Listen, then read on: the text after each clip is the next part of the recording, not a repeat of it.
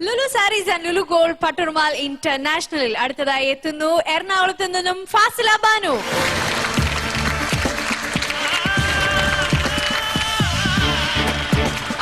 Welcome Fasila Banu. First റൗണ്ടിൽ entry ആയിരുന്നു അല്ലേ? 81 മാർക്സ് ആയിരുന്നു. അതിൽ നല്ല മാർക്ക് കിട്ടട്ടെ എന്ന് ഞാൻ പ്രാർത്ഥിക്കുന്നു. All the best Fasila.